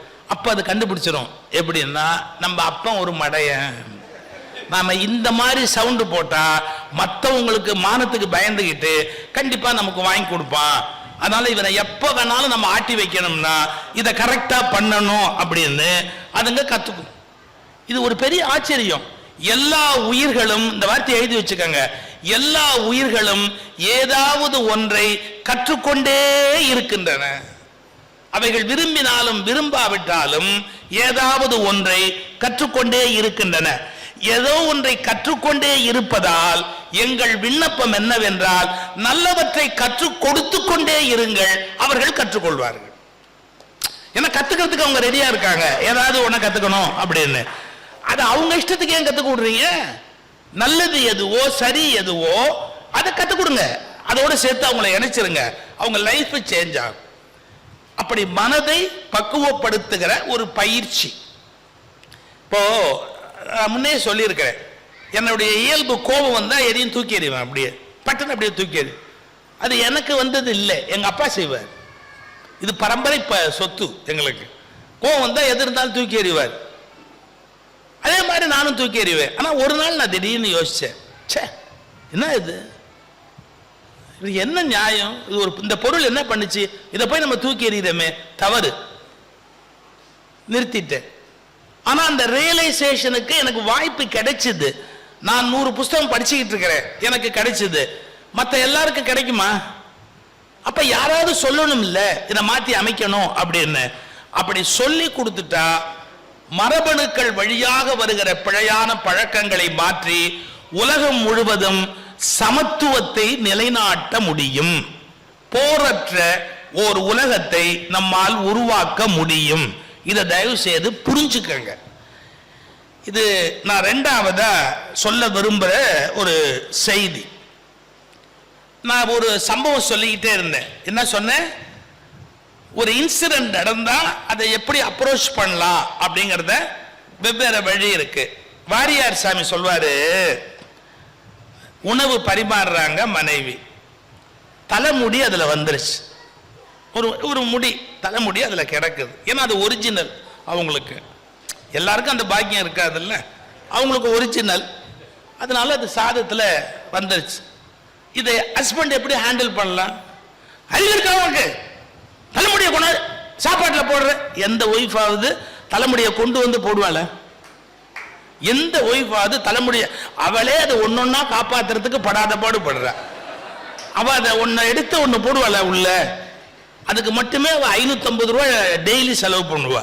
அப்படி இருக்கும்போது அதை எப்படி சாப்பாட்டில் போடுவா? கோபத்தில் கேட்பா, அறிவு இருக்கா அவனுக்கு? சாப்பாட்டில் ஏன் இதை போட்டேன்? கொஞ்சம் ஹியூமரஸான மனைவி சொல்வா, ஒரு சேஞ்ச் இருக்கட்டும், எப்பவும் ஒரே மாதிரி இருந்தா நல்லா இருக்காது, ஏதாவது ஒரு சேஞ்ச் இருக்கட்டும் அப்படின்னு தான் போட்டேன். பல்ல தட்டிடுவேன். ஏற்கனவே விழுந்ததுதான் பிரச்சனை ஆகி போச்சு, விழாததையும் நீ எதுக்கு அனாவசியமா தட்டுற? ஒரு வினாடி யோசிச்சு பாருங்க. இப்ப தலைமுடி விழுந்தா வாரியார் சொல்லுவாரு, ஹஸ்பண்ட் கோவப்படக்கூடாது. உடனே நீங்க என்ன கேட்கக்கூடாது, நீ அப்படி இருப்பியான்னு கேட்கக்கூடாது. கொஞ்சம் கஷ்டம்தான், கொஞ்சம் கஷ்டம்தான். ஆனாலும் ட்ரை பண்ணுவேன். இப்பெல்லாம் மாத்திட்டு இப்ப அதை பத்தி கவலைப்படுறதே கிடையாது. பாருங்க, தலைமுடியை அப்படி எடுத்து வச்சுக்கிட்டு கணவன் சொல்லணுமா? பத்தியா சாதம் எப்படி இருக்கு பாரு, மல்லிகைப்பூ மாதிரி, மல்லிகைப்பூ மாதிரி. உண்மையிலேயே இலங்கையில ஒவ்வொரு சோறும் மல்லிகைப்பூ மாதிரி தனித்தனியா தான் இருக்கு. அது ஒன்னோட ஒண்ணு ஒட்டி இருந்ததா நான் பார்த்ததே இல்லை. அது நல்லதுதான். சாதம் பாரு மல்லிகைப்பூ மாதிரி இருக்கு. மல்லிகைப்பூ எங்க இருக்கணும்? தலையில. தலையில இருக்க வேண்டியது இலையில இருக்கு, இலையில இருக்க வேண்டியது தலையில இருக்கு, இலையில இருக்க வேண்டியது தலையில இருக்கு, தலையில இருக்க வேண்டியது இலையில இருக்கு. அப்படின்னு ஒய்ஃப்ட ஒரு ரொமான்ஸ், எப்படி ஒரு ரொமான்டிக் சிச்சுவேஷன். அப்படி கேட்டா அவங்க கொண்டாங்க, இதை போய் பெருசா பேசிட்டு கொண்டாங்க, வேணும்னா போடுவாங்க. விழுந்து போச்சு. இப்படி டெய்லி ஒன்னொன்னா விழுந்தா நாளைக்கு உன் நிலைமை என்ன ஆகும்? இது ஹஸ்பண்ட் கேட்டான்னு வச்சுங்க, மறுநாள் சாப்பாடு பரிமாறும் போது இலையில இருக்கா பயப்படுவாங்க, பார்ப்பாங்க, அக்கறை எடுத்துக்குவாங்க. அதை விட்டு இந்த நாயே பேன்னு நம்ம திட்டினோன்னு வச்சுங்க, திரும்பி அவங்க திரும்ப திட்ட போறாங்க. இந்த மாதிரி எட்டர்னல் ப்ராப்ளத்தோட ஒரு ஃபேமிலியை எப்படி ரன் பண்ண முடியும்? என்னைக்காவது நம்ம மாறணும் இல்லை? என்னைக்காவது ஒரு சிச்சுவேஷன். எனக்கு மீட்டிங்லாம் லேட் ஆனால் ரொம்ப கோபம் வரும். ஒரு காலத்தில் ஒரு டிரைவர் எனக்கு இருந்தார். அந்த டிரைவருக்கு எழுத படிக்க தெரியாது. நாங்கள் வந்து குழித்தலைன்னு ஒரு ஊரில் குவாலிஸ், அப்போ பச்சை கலர் குவாலிஸ் கார் இருந்தது. அந்த குவாலிஸை நிறுத்திட்டு குழித்தலையில் ஒரு நண்பர் வீட்டுக்கு போய் நான் குளிச்சு ரெடி ஆகிட்டு அப்படியே ஒரு கோயில் கும்பாபிஷேகத்துக்கு பேசுறதுக்கு போனோம். எனக்கு என்ன நடந்து போச்சு, நான் திடீர்னு அந்த வீட்டுக்கு, என் ஃப்ரெண்டு வீட்டுக்கு போன உடனே மார்னிங் டிஃபன் அவங்க ப்ரிப்பேர் பண்ணல. அப்போ ஏதாவது சார் வந்துட்டார் கொடுக்கணுமேன்னு ஒரு உரிமை எடுத்துக்கிட்டாங்க. என் டிரைவரை கூப்பிட்டு அவங்களே ஹோட்டலுக்கு, அவங்க வீட்டு அவங்க மாப்பிள்ளை போய் உட்காந்து ஹோட்டலில் போய் டிஃபன் வாங்கிட்டு வர்றார். எனக்கு இது தெரியாது. நான் குளிச்சுட்டு வந்துட்டு என் டிரைவர்கிட்ட சொல்கிறேன் போகலாமா அப்படின்னு கேட்கலான்னு பார்த்தா வண்டியை காணும், டிரைவரை காணும், அந்த வீட்டு ஆண்பளையும் காணும், அவரும் வெளியே போயிருக்கார். அந்த பொண்ணு மட்டும் நிற்கிது. வண்டி எங்கம்மா, எனக்கு மணி ஆச்சுமா அப்படின்னு. டிஃபன் வாங்க போயிருக்காங்க. யாரு கேட்டா டிஃபன் உங்களை? நான் 9 மணிக்கு மேடைக்கு போனோம். யாருமா டிஃபன் கேட்டா? ஏமா அப்படி பண்றீங்க? அதோட நிறுத்திட்டேன். என் டிரைவர் வந்தோன்னு துட்டுன்னு அப்படி திட்டுன்னு. என் டிரைவர், நீ யாரை கேட்டு போன? யார் சொன்னாலும் போவாங்களா? இப்படி இஷ்டத்துக்கு போறதா வண்டி எடுத்துக்கிட்டு அப்படி சத்தங்கத்தம் போட்டு என் கோபத்தை எப்படி காட்டுறது? சாப்பிடாம வண்டியில் ஏறிட்டேன். அந்த வீட்டில் சாப்பிடாம வண்டியில் ஏறிட்டு நாங்கள் போய் அந்த கும்பாபிஷேகத்தில் வண்டியை நிறுத்திட்டு பேசலாம்னு போனா அந்த ஊர்க்காரங்கெல்லாம் ஆறாமரை உட்காந்துருக்காங்க. நான் போன உடனே கேட்டாங்க, ஏங்க ஒன்றும் ஏற்பாடு பண்ணலையா? மேடை எங்க போடலாம்? மேடை எங்க போடலாம்? ஆமா, இல்ல உங்களை கண்டதும் குழி வெட்டலாம்னு காத்திருந்தோம். நீங்க இது பந்தல் போடுறதுக்கு மேடைக்கு நீங்க வந்த உடனே குழியை தோணலான்னு காத்திருந்தோம். அப்படி எப்ப மேடை போடுவீங்க? போட்டுருவோம், ஒரு அரை நாள் ஆகும். நிஜமாவே நான் பேசவே முடியாது, எதுவுமே ஏற்பாடு ஆகல அங்க. அந்த நேரத்தில் என் டிரைவர் என்ன ஒரு பார்வை பார்த்தார் பாருங்க. நீலாம் ஒரு பெரிய மனுஷன், உனக்கு ஒரு காரு, அந்த காருக்கு நான் ஒரு டிரைவர், நீ என்ன நாயே பேயேன்னு திட்டுவேன். அதெல்லாம் நான் பொறுத்துக்கிட்டு வந்தா உனக்கு குழி தோன்றான், உனக்கு குழி தோன்றான். நிச்சயமா என் டிரைவர் எழுத படிக்க தெரியாதவர், ஆனா என்ன இப்படி ஒரு மூஞ்சி சுழிச்சு ஒரு பார்வை பார்த்தாரு பாருங்க. அன்னையோடு நான் அதை விட்டுட்டேன். அது நடந்தா என்ன, நடக்காட்டி என்ன, தொடங்கினா என்ன, தொடங்காட்டி என்ன, எல்லாமே நம்ம கையில் இல்லை. எத்தனையோ முன்ன பின்ன நடக்கிறதுக்கு வாய்ப்பு இருக்கு. அனாவசியமா எல்லாரையும் சல்லு புல்லுன்னு கோவப்பட்டு திட்டி பேசி ஏசி என்ன பண்ண போறோம்? ஒண்ணு இல்லை. இப்போ சிச்சுவேஷன் ஒண்ணுதான், நல்ல கவனிங்க. சிச்சுவேஷன் ஒண்ணுதான், எப்படி ஹேண்டில் பண்ணணும் அப்படிங்கிறத நீங்க மாற்றி பண்ணுனா எவ்வளவு மகிழ்ச்சியா இருக்கும். அதே சிச்சுவேஷனை நீங்க மோசமா ஹேண்டில் பண்ணிட்டீங்க அப்படின்னா உறவு வீணா போயிடாதா? இல்லையா? உறவுகள் எல்லாம் வீணா போயிடாதா? நான் முதல்ல சொன்ன பாருங்க, உறவுகள் மேம்படன்னு தானே ஒரு கான்செப்ட் நம்முடைய மகரிஷி சொன்னாரு இல்லையா? எல்லா நேரத்திலும் நம்ம நினைக்கிற மாதிரியே எல்லாம் நடக்குமா? கொஞ்சம் முன்ன பின்ன நடக்கும். கவலைப்படக்கூடாது, அதுக்கு பொறுமையா இருக்கணும், எஜுகேட் பண்ணணும். அப்புறம் அவங்கள கூப்பிட்டு, இல்லை சார் நீங்கள் மேடையெல்லாம் முன்னாடி போட்டு வச்சிருக்கணும், நாங்கள் கொஞ்சம் வரத்துக்கு முன்னாடியே நீங்கள் குழி தோண்டி இருக்கணும். அவங்க கேட்குறான், வராமல் எப்படி தோன்றது? அப்படித்தான் நான் கேட்கணும். இது எதுக்கு சொல்ல வரேன்? மனிதன் பிரச்சனைகளை சந்திக்கிற போது தீர்வுகளை நோக்கி ஓட முடியாது. அந்த தீர்வுகளை கையாளுவதற்கான பயிற்சிகளை பெற்றிருந்தால், அறிவு விழிப்பு பெற்றிருந்தால், ஒரு சிறப்பு அறிவு கூடுதலாக பெற்றிருந்தால் பல பிரச்சனைகளை வாழ்க்கையில் அவனால் வெற்றிகரமாக சமாளிக்க முடியும். அதை நீங்க தெரிஞ்சுக்கிறதுக்கு இது ஒரு வாய்ப்பு அப்படிங்கிறது தான் நீங்க புரிந்து கொள்ள வேண்டும். முருகானந்த வேலையா பேசும்போது ஒன்று சொன்னார், நாங்கள் அதை குறிச்சு வச்சேன். கோயில்னு கட்டின உடனே நீங்க என்ன முருகன் கோயில் கட்டுறீங்களா, அந்த கோயில் கட்டுறீங்களா, இந்த கோயில் கட்டுறீங்களா அப்படின்லாம் என்ன கேட்டாங்க அப்படின்னா, சென்னையில் கூட சென்னையில் இல்லை, ஆழியாரில் இருக்கிற அறிவு திருக்கோயிலுக்கு வந்துட்டு என்னது அது என்ன விகடன், ஒரு பத்திரிகை வருது. அந்த விகடன் ஒரு இதழ் ஒன்று கூட வருது. அதில் என்ன எழுதியிருந்தாங்க, அதை பார்த்தா ஒரு கோயில் மாதிரியே இல்லை, ஒரு வித்தியாசமான அமைப்பில் இருக்கு. ஏன்னா கோயில் நமக்கு இருந்தால் அதுக்கு ஒரு கணக்கு வச்சிருக்கோம், எப்படி இருக்கணும். முக்கியமாக கோயில்னா எப்படி இருக்கணும்? அழுக்கா இருக்கணும். அந்த தூணில் பொங்கலுங்கள் தடவர மாதிரி ஏற்பாடு இருக்கணும். அதில் விபூதி குங்குமம்லாம் கண்ட இடத்துல போடணும். நம்ம நிறைய அளவுகோல் வச்சுருக்கோம். கோயில்னு சொன்னால் அதுக்கெல்லாம் ஒரு முறை வச்சுருக்குறோம். இதெல்லாம் எல்லாம் இல்லாமல் நீட்டாக ஒரு அறவட்ட வடிவத்தில் ஆழியார் கோயில் அமைஞ்சு அங்கே உள்ளே போனால் ஒரு சாமியும் காணும், ஒரு விளக்க காணும், ஒன்றையும் காணும், எதுவுமே இல்லை, கோயில் மாதிரியே இல்லையே அப்படின்னா நம்மளால் அதை ஜீரணிக்க முடியல. ஏன்னா மாறி இருக்கு, வேற தன்மையில் இருக்கு, ஜீரணிக்க முடியல.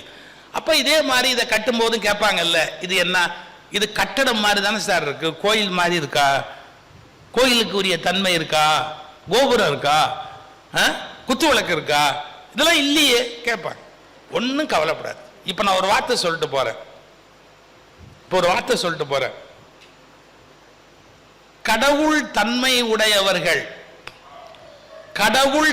உடையவர்கள் எந்த கட்டிடத்தில் நுழைந்தாலும் அது கோயிலாக மாறிவிடும்.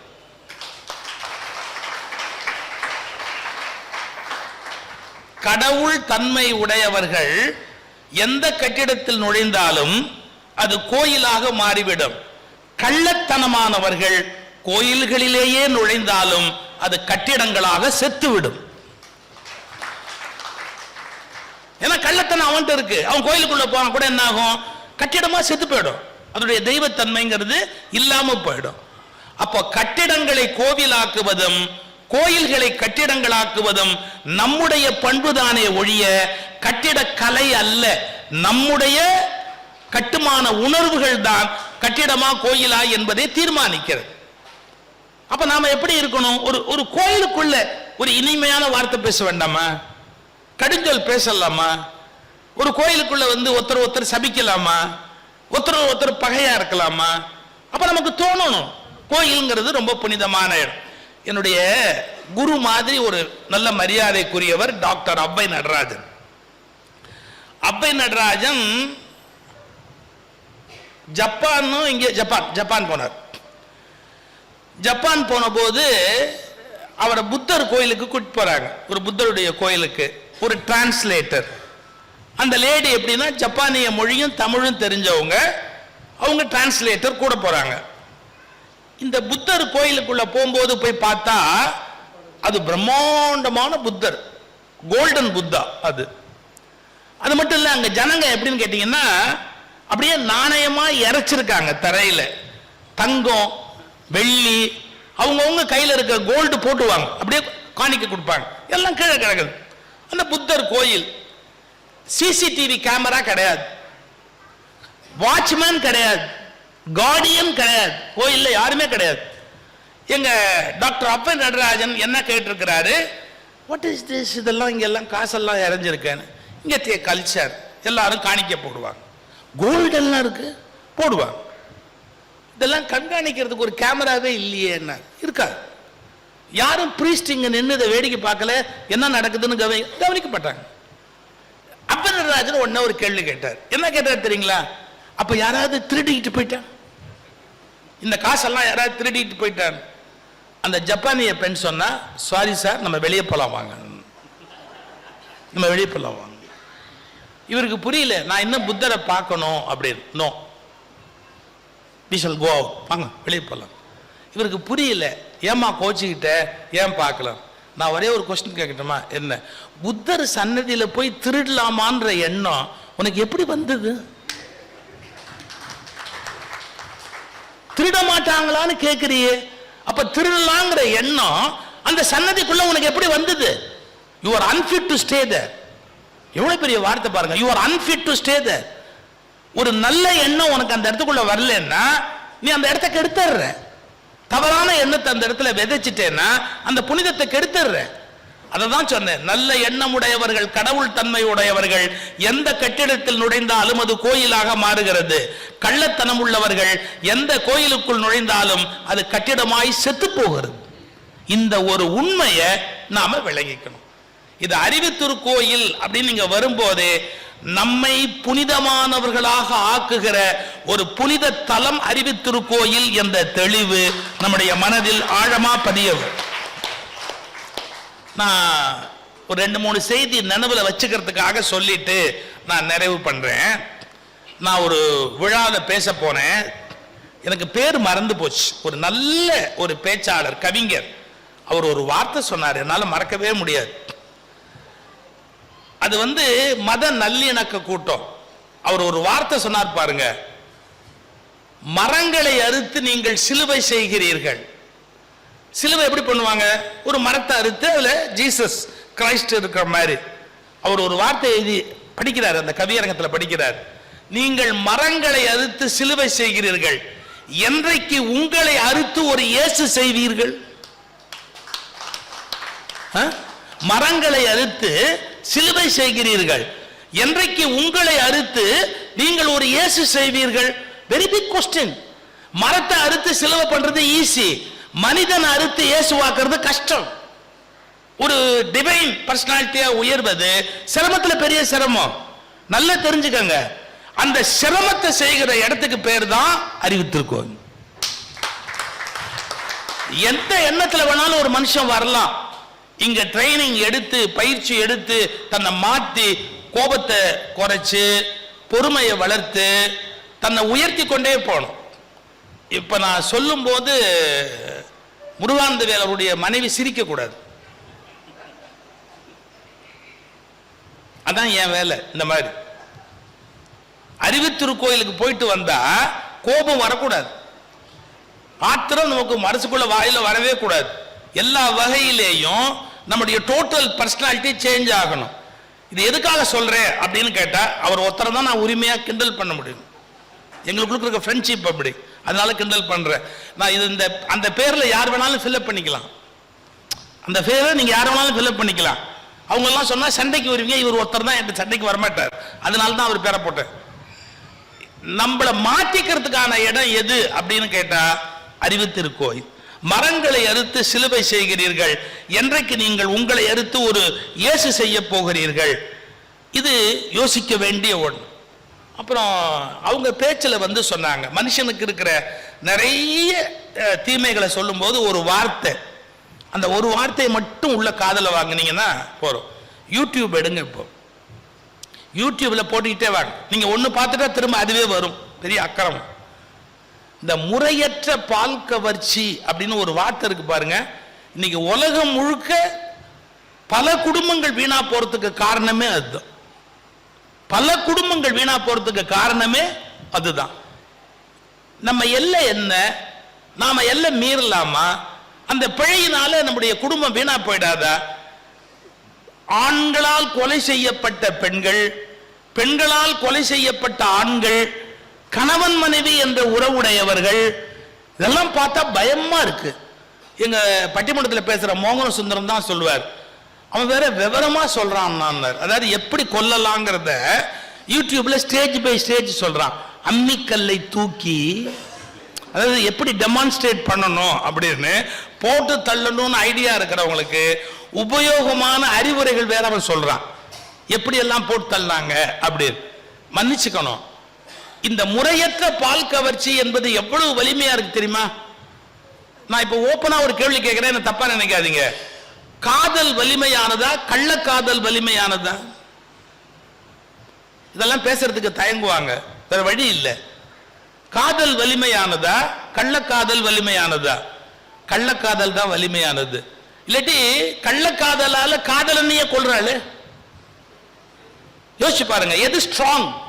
அப்போ ஒரு தப்பு அவ்வளவு வலிமையா இருக்கு. அப்ப நம்ம எவ்வளவு தூரத்துக்கு அந்த தவறோட பிடிமானத்தை வச்சிருக்கிறோம்? எப்ப நம்மளை நம்மளே அறுத்து ஆராய்ச்சி பண்ண போறோம்? ஏன் இதுல என்ன இருக்கு? எல்லா இழவும் ஒண்ணு தானே. திருப்பி இதுல என்ன இருக்கு? இதுக்கு அதுக்கு என்ன பெரிய வித்தியாசம் இருக்கு? நாங்க ராமாயணம் சொல்லுவோம். ராமாயணத்துல என்ன சொல்லுவோம்? அனுமன் இலங்கைக்கு போய் சீதையை தேடிய போது ராவணன் அரண்மனையில் உறங்கிக் கொண்டிருந்த மண்டோதரியை பார்த்துவிட்டு சீதையோ என்று சந்தேகப்பட்டார். ரொம்ப பெருமையா சொல்லுவோம். ரைட்டு. எப்பவோ இருக்கிற அனுமன் பார்க்கும்போது அது சீதையா தெரியுது. இந்த ராவணனுக்கு அது சீதையா தெரிஞ்சிருந்தா எங்கேருந்தோ சீத்தையை தூக்கிட்டு வந்திருப்பானா? அறிவு கெட்டவன். எல்லாருக்கும் அது மண்டோதரி சீத்தை மாதிரி தெரியுது, அவனுக்கு தெரிய வேணாமா அது சீத்தையா? தெரிஞ்சிருந்தா அவன் எங்கேருந்தோ சீத்தையை கடத்தி கொண்டாந்துருப்பானா? அழிஞ்சு போயிருப்பானா? அப்படி யோசிக்கணும். முறையற்ற பால் கவர்ச்சி எவ்வளவு பெரிய வீழ்ச்சி தெரியுமா இன்னைக்கு சமூகத்துல? இந்த ஊர் எப்படி இருக்குன்னு எனக்கு தெரியாது. பள்ளிக்கூடத்து பிள்ளைங்க 7 வயசு 8 வயசு கஞ்சா, இன்னும் என்னெல்லாமோ போதை பொருள், போதை வஸ்து, இதுல இருந்தெல்லாம் ஒருத்தர் மீட்கிறது அவ்வளவு ஈஸி இல்லை. நேத்திக்கு ஒரு யூடியூப்ல காட்டுறான், ஒரு பையன் ஹாஸ்பிட்டல் அட்மிட் பண்றாங்க பாருங்க, இப்படிங்கிறான். இந்த செல்போன்ல இப்படி நோண்டி நோண்டி, செல்போனே இல்ல, அவன் கை இப்படியே துடிக்குது, அவனுக்கு அதவே பண்ணிக்கிட்டே இருக்கிறான். அவனை கொண்டாந்து ஹாஸ்பிட்டல் அட்மிட் பண்றாங்க. இது என்ன நிலைமை? அதுல அவ்வளவு கவர்ச்சி இருக்கணுமா, அவ்வளவு ஈடுபாடு இருக்கணுமா, அந்த அளவுக்கு அந்த கேஜெட் வந்து அவனை ஆட்டி படைக்கணுமா? அப்ப யோசிச்சு பாருங்க, எவ்வளவு பெரிய போதை ஆயிப்போச்சு, அடிக்ஷன். இந்த போதையிலேருந்து வெளியே வரணும்னா, எல்லா போதையிலேருந்தும் வெளியே வரணும்னா ஒன்னே ஒண்ணுதான் வேணும். என்ன அது? அவேர்னஸ். அதுக்கு என்ன பேரு? விழிப்புணர்வு. விழிப்புணர்வுக்கு இன்னொரு பேர் என்ன? அறிவு நிலை. நீங்க அறிவு நிலைக்கு வந்துட்டீங்க அப்படின்னா நோ, இது வந்து என்னுடைய மனசை கெடுக்கும், இதனுடைய உடலை கெடுக்கும், இதனுடைய வாழ்க்கையை கெடுக்கும். நான் ஒரு செய்தி சொல்லி நிறுத்திடுறேன்.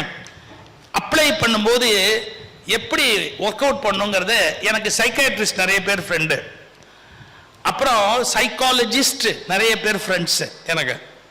இப்போ ஐயா கூட சொன்னார், எல்லாருமே இப்போ மருத்துவர் மாதிரி மற்றவங்களுக்கு யோசனை சொல்கிறாங்க.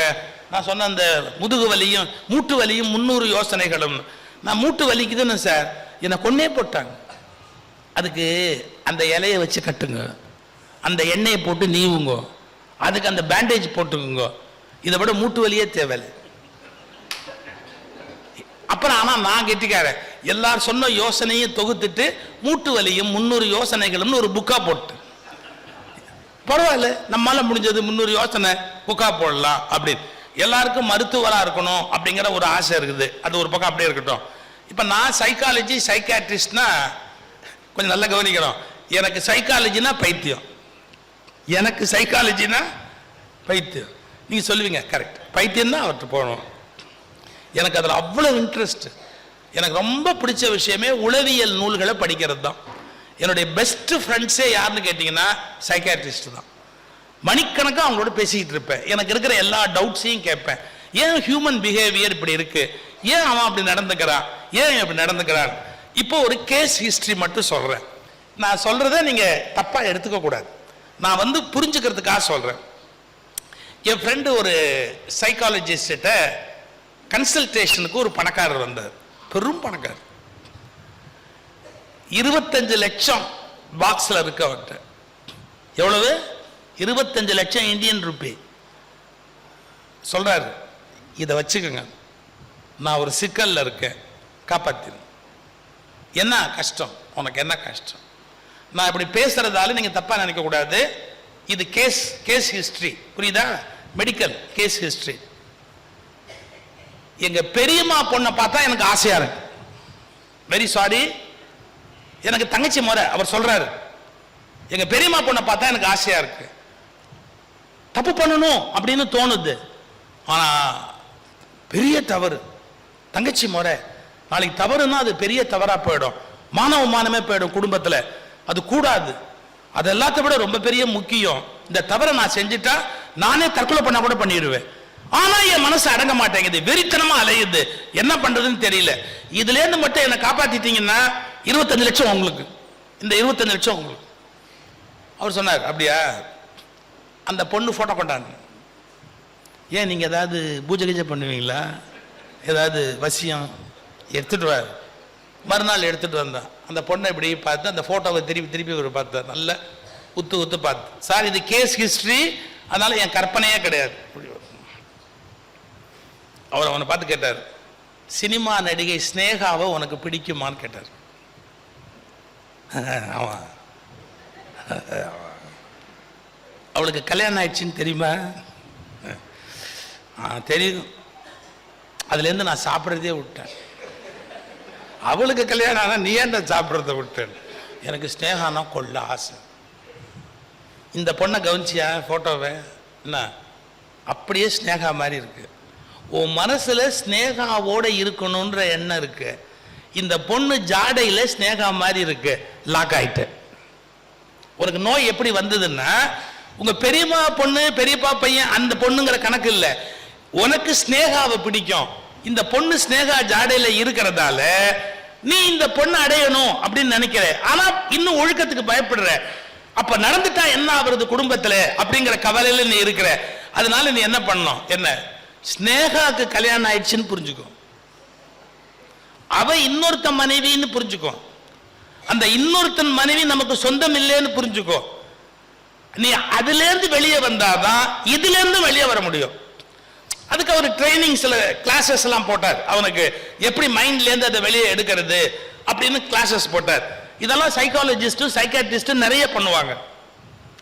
இன்னொரு கேஸ் ஹிஸ்டரி சொல்றேன், இதுவே பயமா இருக்கும், பரவாயில்ல. இன்னொன்னு சொல்றேன்.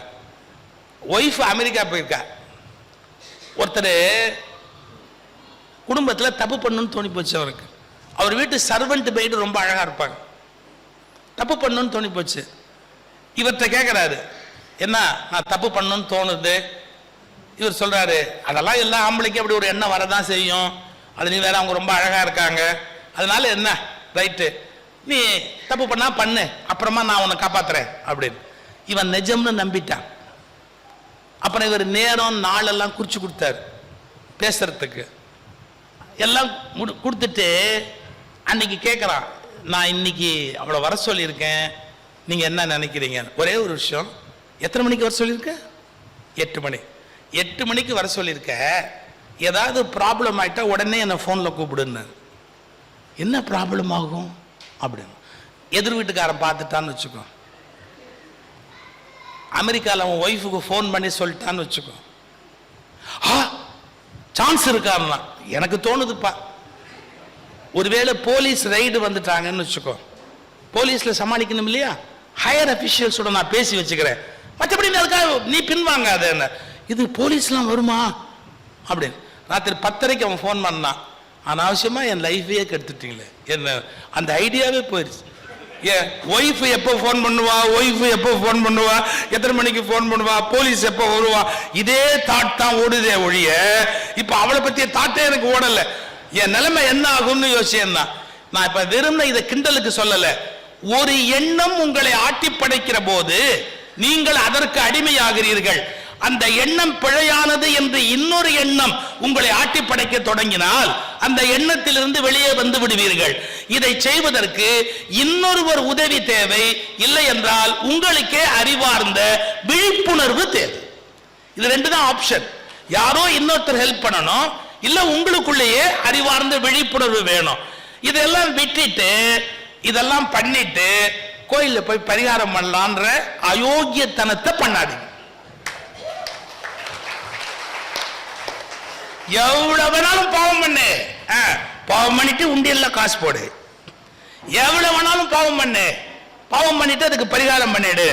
எந்த பரிகாரத்தாலும் எந்த பாவத்தையும் உங்களால் நீக்கவே முடியாது. பதிவுகள் வலிமையானவை, பரிகாரங்களின் மூலமாக பாவங்களை உங்களால் நீக்க முடியாது. இதெல்லாம் சொல்றதுக்கு ஒரு தைரியம் வேணும். மிக நீண்ட காலத்திற்கு பிறகு அவற்றை மறுபடியும் வலியுறுத்தி சொன்ன பெருமை வள்ளலாருக்கு உண்டு, புத்தருக்கு உண்டு, வேதாத்ரி மகரிஷி அவர்களுக்கு உண்டு. உங்களுக்குள்ள ஒரு தவறான எண்ணம் பதிஞ்சிட்டா அந்த எண்ணம் செயல்படுவதற்கு உரிய காரியத்துக்கு போகும். அதை நிறுத்தணும், அதை தடுத்து நிறுத்தணும். அந்த எண்ணத்தை நீங்க சீரமைக்கணும். அதை தூக்கி அங்கேருந்து வெளியே போடணும். ஒரு செத்த எலி கிடந்தா அதை தூக்கி வெளியே போட்டாதான் நாத்தம் போகும். அது மாதிரி கெட்ட எண்ணம் மனசுக்குள்ள இருந்தா அது இருக்கிற வரைக்கும் நீங்க என்னைக்காவது தப்பு பண்ணிக்கிட்டே தான் இருப்பீங்க. அதை தூக்கி வெளியே போடணும். இதுக்கு பயிற்சி வேண்டாமா? இதுக்கு முயற்சி வேண்டாமா? இதற்கு ஒரு வகுப்பு வேண்டாமா? இதற்குன்னு ஒரு குரு வேண்டாமா? இதற்குன்னு ஒரு விதமான வாழ்க்கை அமைப்பு வேணுமா வேண்டாமா? இதெல்லாம் வேணும்னு நினைக்கிறவங்க அறிவு திருக்கோயிலை பயன்படுத்துங்க. இதெல்லாம் வேணும், நம்ம வாழ்க்கையில பெரிய மாற்றம் வரணும் அப்படின்னு நினைக்கிறவங்க இதையெல்லாம் பயன்படுத்துங்க. அதெல்லாம் வேணாம், எல்லாத்தையும் பண்ணிட்டு பாவத்துக்கு பரிகாரம் பண்ணிடலாம், நாம ஒரு 4 கோயில் கட்டிடலாம், 4 கோயில் கொடுத்துடலாம். எனக்கு சில விஷயத்தை சொல்றதை பத்தி கவலை கிடையாது. இப்ப கூட நான் யாழ்ப்பாணம் முழுக்க சுத்திட்டு வந்தேன். இங்கேருந்து வெளிநாட்டுக்கு போன இலங்கை யாழ் தமிழர்கள், ஈழத் தமிழர்கள் வசதியா இருக்காங்க. வெளிநாடுகளில் கஷ்டப்படுறாங்க, உழைக்கிறாங்க, ரொம்ப பாடுபடுறாங்க. 24 மணி நேரமும் உழைச்சு காசு சேர்க்கிறாங்க. அப்புறம் இங்க இருக்கிற கோயில்களுக்கு 8 கோடி 10 கோடி 15 கோடின்னு செலவு பண்ணிருக்காங்க. நான் வேண்டாம்னு சொல்லல. ஆனா தெருவுக்கு 3 கோயில் வச்சு என்ன பண்ண போறோம்? தெருவுக்கு 3 கோயில் வச்சு என்ன பண்ண போறோம்? மனிதர்களை மிருகங்களாக வைத்துக் கொண்டு தெருக்களை கோயிலாக்கினால் ஒரு நாடு சொர்க்கமாகி விடுமா?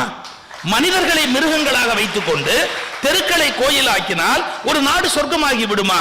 மனிதர்களை மனிதர்கள் ஆக்கினால் மட்டும்தான் கோயில்கள் கோயில்களாக இருக்க முடியும். அந்த புரிதல் நமக்கு அவசியம். நான் பக்தியை எதிர்க்கல, ஆனா ஞானத்தை வரவேற்கிறேன். அப்ப சொன்னாரு மகரிஷி, ஈழ மண்ணுல பக்தி அதிகமா இருக்கு, ஞானம் பின்னாடி வரும்னு. அது பின்னாடி வரவழைக்கிறதுக்கு தான் நாங்க இப்ப வந்திருக்கிறோம். இப்ப அது வரணும், ஞான யோகம் வளரணும் அப்படிங்கறத சொல்றதுக்கு தான் நாங்க வந்திருக்கிறோம். பக்தி யோகத்துல நீங்க நல்லா வளர்ந்துட்டீங்க, எனக்கு ரொம்ப மகிழ்ச்சி. பக்தி யோகத்துல இந்த ஈழத் தமிழர்களை யாரும் அடிச்சுக்க முடியாது, எல்லாம் வளர்ந்துட்டீங்க. ஆனா அதோடு நின்னுடாதீங்க, அதுக்கு அடுத்த லெவலுக்கு வாங்க. கர்ம யோகத்துக்கு வாங்க, ராஜ யோகத்துக்கு வாங்க, ஞான யோகத்துக்கு கண்டிப்பா வாங்க. இது ரொம்ப அவசியம். இது ஞான யோகம். ஞானத்துக்கு தமிழ்ல என்ன பேரு? வாலறிவுன்னு பேரு. அதனால்தான் இதுக்கு அறிவு திருக்கோயில்னு பேரு. நான் உங்க பக்தி யோகத்தை குறை சொல்லல, உங்க பக்தி யோகத்தை நான் வீழ்த்தல. ஆனா பக்தி யோகத்திலேயே நின்னுடாம அதுல இருந்து அடுத்தது நர்சரி ஸ்கூல் 1ஆம் கிளாஸ் இருக்கு, கத்துக்கிறீங்க. ஹை ஸ்கூல் கத்துக்கிறீங்க, அதுக்கப்புறம் காலேஜ் அப்புறம் கத்துக்கிறீங்க, அப்புறம் பல்கலைக்கழகத்துக்கு போய் படிக்கிறீங்க, அப்புறம் PhDன்னு நீங்களா ஒண்ணு எழுதுறீங்க. நல்ல கவனிங்க. அதே மாதிரி பள்ளிக்கூடம் இருக்கணும், நர்சரி ஸ்கூல் இருக்கணும், காலேஜ் இருக்கணும், யூனிவர்சிட்டி இருக்கணும். ஆனா நம்ம PhD எழுதாம சாகக்கூடாது. ஞான யோகம் PhD அப்படிங்கறத தயவு செய்து அதை நோக்கி நகர்ந்து வாங்க. உங்களுக்கு வாழ்க்கை மகிழ்ச்சியா இருக்கும். நெருப்புக்கு 2 இயல்புகள், ஒன்று சூடு, இன்னொன்று ஒளி. நெருப்பின் 2 இயல்புகளில் நமக்கு சூடு இருக்கிறது. அதை ஒளியாக மாற்றினால் அடுத்த வினாடி மனசெல்லாம் மத்தாப்பு. நன்றி, வணக்கம்.